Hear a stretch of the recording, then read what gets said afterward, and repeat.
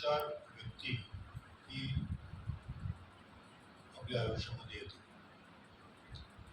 बऱ्याच मीटिंग्सच्या वेळेला असो किंवा कॉलेजच्या संदर्भामधल्या काही कामाच्या संदर्भामध्ये असो, त्याच्याबरोबर इंटरॅक्शन व्हायचं. त्याच्या व्यतिरिक्त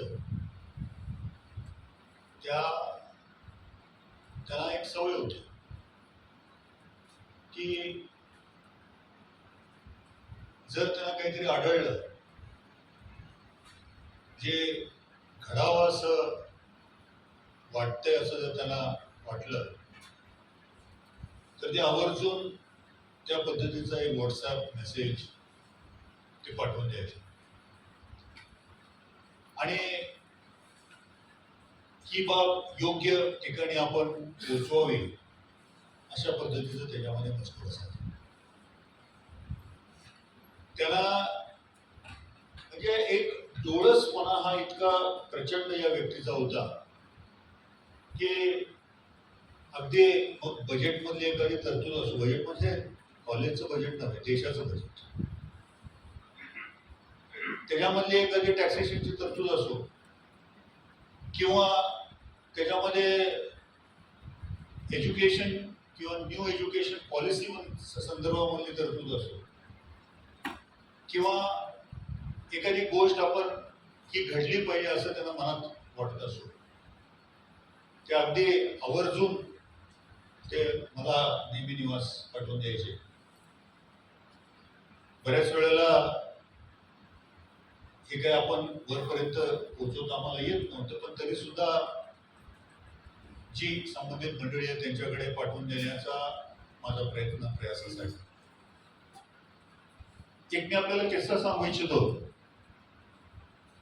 भारतीय जनता पार्टीचे एक आमचे ज्येष्ठ सचिव, महामंत्री ज्याला आम्ही, ते व्ही सतीश सांगलीला आले होते आणि एक संपर्क दौरा होता. या मंडळींचा दौरा कुठेही गाजावाजा नसतो, कुठेही चर्चा नसते, कुठेही बाकीचं काही पब्लिसिटी नसते. त्यांनी नियुक्ती केलेली व्यक्ती असते आणि मी शहर जिल्ह्याचा अध्यक्ष असल्यामुळे मी त्याच्याबरोबर त्या दौऱ्यामध्ये समाविष्ट होतो, तिच्यावर होतो. आणि सांगली जिल्ह्यामध्ये आल्यापासून ते त्यांना रात्री ते ट्रेनने जाणार होते, तोपर्यंत त्यांच्याबरोबर दिवसभर मला प्रवास करायचा होता. मी त्यांना भेटल्यावरती आम्ही सांगली टू मिरज चाललो होतो. काही लोकांना मिरजेमध्ये आम्हाला भेटायचं होतं. वालचंद कॉलेज बघितल्याबरोबर निवास त्याने मला विचारलं की आपल्याला नारायण मराठ्यांना भेटता येईल.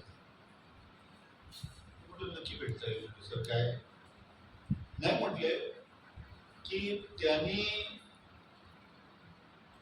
शाहसाहेबांना एवढे मेसेजेस पाठवलेले आहेत की शाहसाहेबांनी मला इन्स्ट्रक्शन दिलेत की सांगलीमध्ये आल्यानंतर तुम्ही नारायण मराठ्यांना भेटू.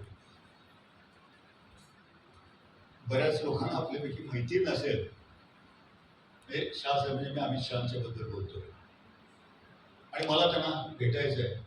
दुर्दैवानं त्या दिवशी निवास माझी त्यांची त्यांना भेट घालून देता आलेली आहे. पण मी आपल्याला अगदी मनापासून सांगतो की अशी हुशार मंडळी फार थोडी असतात. ज्या वेळेला ऑफिशियल कामं ज्या वेळेला असतात, उदाहरणार्थ आपली न्यू एज्युकेशन पॉलिसी प्रचंड मोठं बाळ आहे. अमोलजींचा अभ्यास त्याच्यामध्ये चांगला आहे, आपल्यापैकी बरे प्राध्यापक आहेत, त्यांचाही अभ्यास त्याच्यामध्ये असेल. पण पूर्ण लाईन आणि लाईन वाचणं आणि त्याच्यातला जो मतितार्थ आहे, त्याच्यातला नेमकेपणा जो आहे हा कशात आहे आणि त्याच्या पाठीमागची भावना काय आहे. म्हणजे नुसती न्यू एज्युकेशन पॉलिसी ही एक काहीतरी पॉलिसी भारत सरकारने मांडलेली आहे आणि त्याची आपल्याला अंमलबजावणी करायची आहे, इतक्यापुरतं मर्यादित नसून त्याच्या पाठीमागचा ज्या भावना आहे या भावनांच्या पर्यंत जाणारा जर कुठली व्यक्ती जर असेल तर ते नारायण मराठे.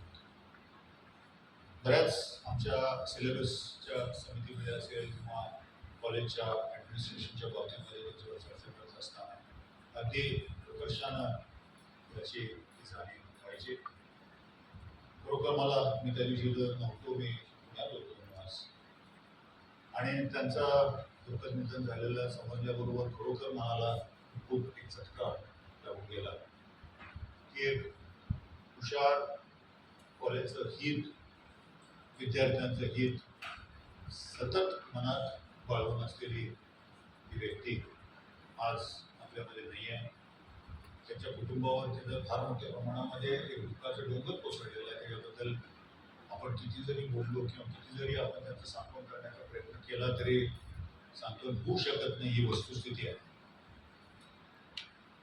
परमेश्वर त्यांना हे दुःख पेलण्याची ताकद देऊन त्यांच्या आत्म्यास सद्गती लावू एवढीच